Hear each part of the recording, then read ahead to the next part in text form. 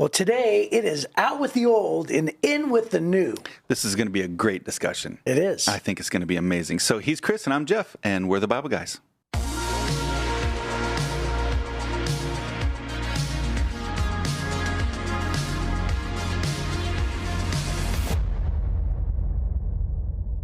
Well, I think I set the bar pretty high there. It's going to be amazing. Yeah, sure. Yeah, so don't let us down, Chris. Okay. Just think of something good to say, man. It's all on me. Okay. So here's what we like to do these segments sometimes that try to recall great your amazing ability to recall. I was wondering where you're going with that. Yes. And so today, here's what we thought. We've done this before, psalm or pop song, right? So we take phrases from the book of Psalms or a phrase from a pop song. Well, today, the most... and you're going to read these to me. Yes. Today, maybe the most surprising lyrics in the whole Bible are in the book of Song of Solomon. Oh, gee whiz. So I'm going to... It's Song of Solomon or pop song? You have to tell me it's Song of Solomon or pop song, I'm gonna botch this up. Okay, here you go. Ready? So here's the first one. Yeah. I look and stare so deep in your eyes. Oh, that could be either one, but I'll go with pop song. Yes. Do you know who? No. Crazy in Love by Beyonce. Okay. Oh.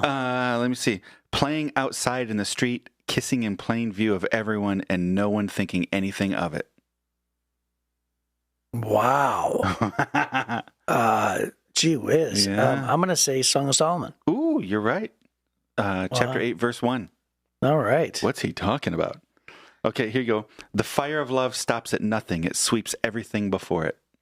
Oh, that's definitely Song of Solomon. Yeah. Song of Solomon, 8, verse 7. I look at my kingdom. I was finally there. Ooh, that could go either way. It sounds like Song of Solomon, but that's got to be like a that's some bait there. You know what? I'm going to go against my instinct. I'm going to say pop song. Dude, you're 4 for 4. That's a Fresh Prince of Bel-Air theme song. Oh, that's hilarious. That's hilarious. You know, there's a whole bunch of 45, 50-year-old people going, oh, that's Fresh Prince. Yes. Okay. It's hilarious. Well, dude, you went 4 for 4. That's all I've got. Wow. Yeah. 100%. That's amazing. I don't think anybody's ever done that on this show. Wow. Look at that. Right? Yeah. I'm 4 for 4. This is what I'm saying. This is why we love it when you do these games like this. Yeah, whatever. Yep. That's hilarious. That's so good. So Song of Solomon was, as a kid, it was quite a shock. I mean, it's PG-13 plus. Yeah. Right? Well, so listen, I became a Christian, a little bit later in my teenage years, and then didn't decide to go into ministry until almost I was ready to go to college, and then went straight into college. And so as I was in college, people were like my very first day of college, my Old Testament professor said, okay, come prepared on Wednesday, just having memorized all 66 books of the Bible. And out of the 200 people in the class, everybody was like, ha, ha, ha, ha. And everybody had already memorized it. They laughed because they all grew up in church. Mm-hmm. I think I might have been among the small 5% that it was like, oh, no. Like, I've got to memorize this, right? Right. So I was hearing in Old Testament history the stories for the very first time in the Old Testament. Oh, yeah. And it was like fascinating. Anyway, all that to say this. Because I was so new to the Bible in Bible college, my wife had grown up in church. We were engaged to be married, right? And we would write letters because back then there's no FaceTime, right? Sure. There's letters. There's handwritten letters. Handwritten. And she would use like sexy verses. And so it was this way of like sort of being godly, right? Because you don't want to be like, too like inappropriate in that, right? Sure. But she'd sort of like write a verse and I'm like, oh, this is like a flirting kind of a thing, right? Right. And then I write one back, All from the Song of Solomon? All from the Song of Solomon. So all that to say, we quoted the Song of Solomon back and forth to each other as a way to sort of, sort of prepare for our wedding night. But we did it biblically, right? So let's take a second on this, because a lot of people have grown up believing that, romance or flirting or any of those kinds of things, those are, somehow kind of bad. We shouldn't. So they are certainly adult. Yeah. Right. But God made romance. God made the delights and the pleasures of that of the married relationship. Right. And so as the closer you're getting to your wedding night, obviously the delight and the enthusiasms and the joys of that are perfectly fine. And God made that way, right? So then this is why he put, some of the biblical scholars in ancient times questioned whether that should be in the Bible, right? As if maybe romance and love are inappropriate for being in the Bible. And God's like, no, not only that, I'm going to push it right to the edge of public appropriateness. Right. In this love song between the groom and the bride. And God delights in us expressing romance to the spouse that He's given us. Right. And it's a beautiful thing, not a negative thing. So it is funny though when you compare some of those phrases to pop songs. So, yeah, that's very funny. Yeah, that's great. So, anyways, let's pick up. We're going to start in 2 Corinthians chapter 3, and this chapter really is, to me, it's just a delight. It's such a good, as opposed to all those undelightful chapters. Right. But, like the book of Numbers. Well, even Paul apologized for some of his previous writings, but this is a really good one here. So it says, so if you remember, he ended the last one saying that God watches us, right? And knowing that God is watching over us. And so then he says, are we beginning to praise ourselves again? Are we like others who need to bring you letters of recommendation or who ask you to write such letters on their behalf? Surely not. The only letter of recommendation we need is you yourselves. Your lives are a letter written in our hearts. Everyone can read it and recognize our good work among you. Clearly, you are a letter from Christ showing the result of our ministry among you. This letter is written not with pen and ink, but with the Spirit of the living God. It is carved not on tablets of stone, but on human hearts. We are confident of all this because of our great trust in God through Christ. It is not that we think we are qualified to do anything on our own. Our qualification comes from God. He has enabled us to be ministers of His new covenant. This is a covenant not of written laws, but of the Spirit. The old written covenant ends in death, but under the new covenant, the Spirit gives life. The old way, with laws etched in stone, led to death, though it began with such glory that the people of Israel could not bear to look at Moses' face, for his face shone with the glory of God, even though the brightness was already fading away. Shouldn't we expect far greater glory under the new way, now that the Holy Spirit is giving life? If the old way, which brings commendation, was glorious, how much more glorious is the new way, which makes us right with God? In fact, that first glory was not glorious at all compared with the overwhelming glory of the new way. So if the old way, which has been replaced, was glorious, how much more glorious is the new, which remains forever? Since this new way gives us such confidence, we can be very bold. We are not like Moses, who put a veil over his face so the people of Israel would not see the glory, even though it was destined to fade away. But the people's minds were hardened, and to this day, whenever the old covenant is being read, the same veil covers their minds so they cannot understand the truth. And this veil can be removed only by believing in Christ. Yes, even today, when they read Moses' writings, their hearts are covered with that veil and they do not understand. But whenever someone turns to the Lord, the veil is taken away. For the Lord is the Spirit. Wherever the Spirit of the Lord is, there is freedom. So all of us who have had that veil removed can see and reflect the glory of the Lord. And the Lord, who is the Spirit, makes us more and more like Him as we are changed into His glorious image. So when you read verse 17, were you singing it? Yes. Where the Spirit of the Lord is, there is freedom. Yep. Such a good song. So there's a lot in here. Oh, boy. And the first is, he talks about, hey, we don't need to write recommendations for ourselves because, our power is with God, not in ourselves. Yes. And he's referring to the false teachers who actually claim, they were walking around with these false letters of recommendation to falsely verify or give validity to their claims of having, being empowered. Yep. And so Paul wrote a couple of recommendations, one to Phoebe, one to Timothy. So he actually wrote recommendations before. And what he's really saying here is he's saying like, hey, I'm not like one of those guys that walks around and says, hey, if you don't believe me, here's this letter of recommendation. Right. So he's written them before, but what he's really saying is he's saying like, hey, our power is evident through God, not in our, of ourselves. And the proof of the effectiveness of our ministry is your changed lives. Right. Right. I have you ever sat listening to a quote unquote expert? They wrote a book and they sold a bunch of copies and now they're getting trotted out on stage as the expert. And then you go, dude, you have like zero results. Right. There's a particularly famous author that I think about every time. For whatever reason, I've wound up being around them. And they're a theorist. but they talk like they're an expert. There's a big difference between being a theorist Right. and being an expert, right? So people are like, oh, we should all go do what he says. And I'm like, he has no fruit. It's a neat idea. Right. Somebody should try the idea, but you can't just suddenly overturn all of what you've been doing based on this idea because he's an expert, just because he has a PhD after his name or whatever. So what Paul is saying is it's not about the recommendations. It's not about the paper I have hanging on the wall or my degrees or all the commendations I can get. The proof of the fact that God is moving is your changed lives. Right. And so I think one of the most important things as we have so much information available to us, sometimes people just get big social media platforms or big promotional platforms, and they suddenly come out of nowhere as some kind of expert.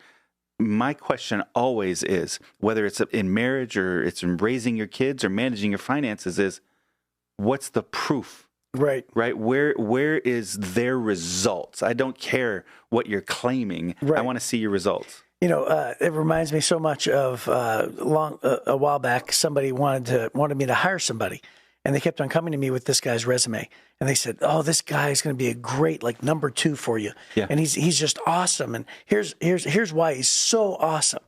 And I just rebutted, and I just said, "Well, then how come nobody follows him?" Just tell me that, right? Because he looks good on paper, right?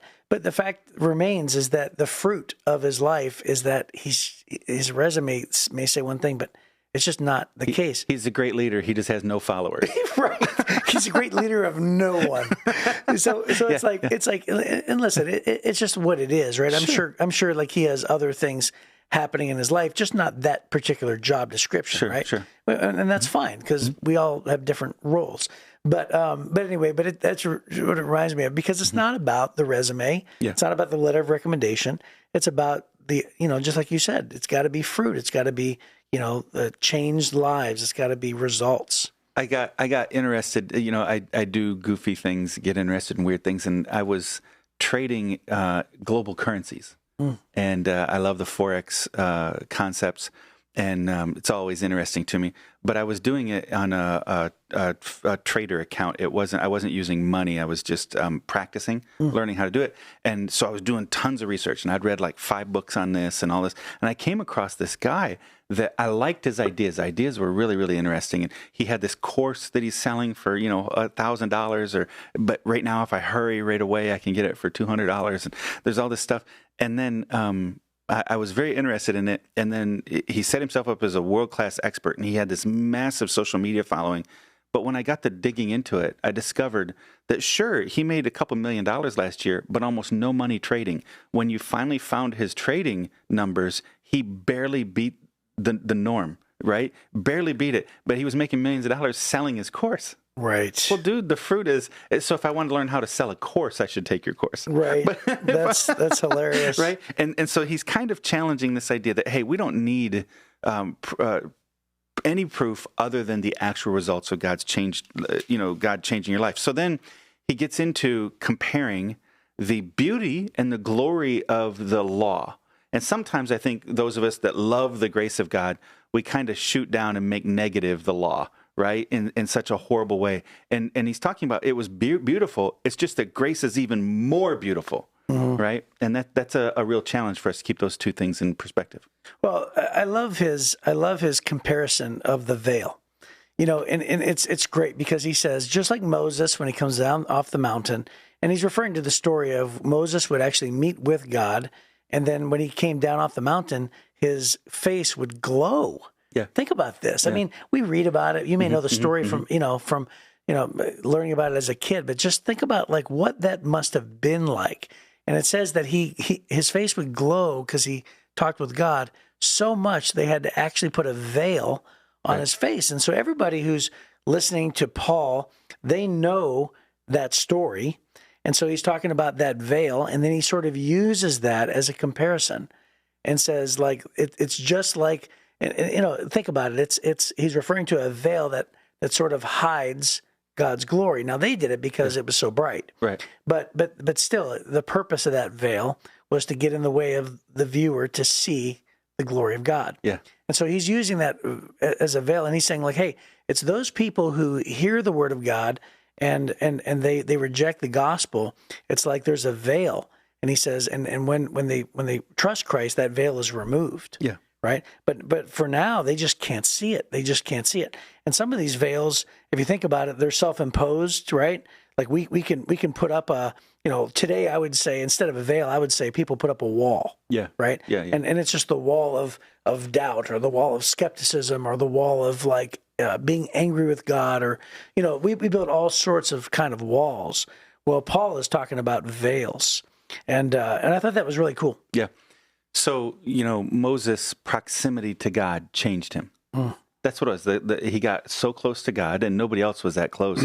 He got so close to God, it changed him. And so then he covered himself because people couldn't look at him. It was too shocking. But we do know that glory faded over time. Right, because he said naturally it was going to fade. Yeah. So he keeps this veil so people don't see the fading of this radiance. And what he's referencing here is the beauty of the law. God gave the people of Israel the best way to live. That's what he did. So there are all the laws with regard to sacrifices, certainly, and that was a religious law. But he also gave them a ton of laws about social guidance, about health, about just how to manage, the business of life as well. And what he was saying was, listen, when I codify these things for you, if you will follow them, you're going to have a peaceful society. You're going to have an equitable society. You're going to have a society that works for the betterment of everybody, not just yourself. But you're going to be able to prosper because you're going to be free. But what happened was people then began to make the law the point. Mm-hmm. And then what he says now is instead, when the law became the point, suddenly everybody realizes there's no way I can keep this whole law. It's impossible. So then there's all this guilt. There's all this oppression. What was supposed to be beautiful became too heavy of a burden. And then he says, but the new way through Christ, his grace, takes us to a whole other level. Now no longer is it about us trying to keep every letter of every rule. Instead, it's about living every moment of our life to please God. Yeah. And he said that this brings us to a whole other level of glory. Yeah, it's so interesting about the law, because even today, if you walk around to a person and if a person doesn't know how to get to heaven, and if a person is just, under the belief system that, at the end of our life, our good has to outweigh our bad, right? Those people who don't realize that it's not in trusting in ourselves and our good behavior. The Bible goes out of its way to say that it's just about trusting in Jesus and the sacrifice that was done for us. So anyway, all that to say, those people have a tendency to say, well, I've lived a good life and I've tried to keep the 10 Commandments. And they sort of keep the 10 Commandments as the bar. What's so interesting is that over and over, the Bible tells us that the law was actually given to us to show us that we're sinful. The law was actually given. It says the purpose of the law was to show us that we're sinners, that we can't make it to heaven by ourselves, that there's absolutely no way to keep the full law. That's the purpose of the law. And then it says that it led to death. It actually talks about how over and over he says the old law was death. And what he's meaning is not, to your point, not the beauty of the law. Right. He's referring to it leads to death, meaning you can't perform to get your way into heaven. That's right. And so leading to death means you're going to fail every single time. It's a separation from God. It's not the answer. And so, which wasn't a mistake on God's part. As a matter of fact, in the book of Romans, Paul says God did that on purpose to show us how bad we needed God's grace. Right. Right. He took a performance away from us. It's not possible for us to perform perfectly. He took that away from us so that we knew we needed God's grace. What's also great about this veil thing is that those who were, in the first century when Paul was writing, knew that Herod's temple had a veil, and so there's, and by the way, we're going to get into next tomorrow. We're going to get into, I think, or tomorrow or the next day, where Paul talks about how our bodies are like earthly tents, right?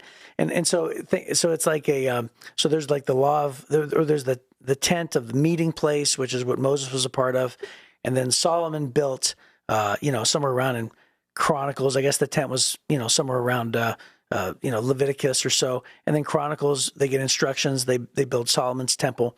It lasts for about 500 years, gets ransacked by Nebuchadnezzar.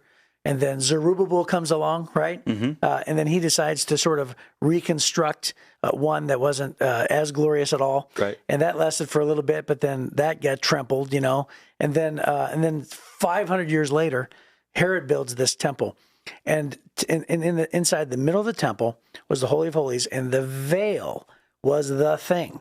And of those of us who know, and you read the New Testament, when Jesus was on the cross, on the 9th hour, he cries out, he gives up the ghost. And then what happens is it says the veil was torn in two. And the veil represented the separation between God and man. So God existed as one place, as it's just, he had an address. God had an address, right? And the veil's ripped in two, meaning like God is now everywhere. Everybody has access to the Holy of Holies. Hebrews, I think 9 talks all about that. And so think about just the absolute brilliance of Paul talking about this veil. Not only is it a veil that separates us from seeing God's glory according to Moses, but it's also a veil that separates us symbolically from going into God's presence as made possible by Jesus' death. Now we can do it. It's the veil, Herod's veil. Isn't that cool? And so then the Holy Spirit leads us into God's presence, right? And that's why he says where the Spirit of the Lord is, there's freedom. This freedom isn't just freedom now to run amok and do whatever you want to do. As a matter of fact, this freedom makes us more and more like Jesus as we are changed into his glorious image. God's goal, as we're free from this law of death, his goal is now for us to become more and more and more like Jesus. And that's one of the benefits of spending time every day in God's words. Yeah, that's great. Well, I think that is a great place to end. And tomorrow we're going to be talking about jars of clay. It's going to be amazing. We'll see you then.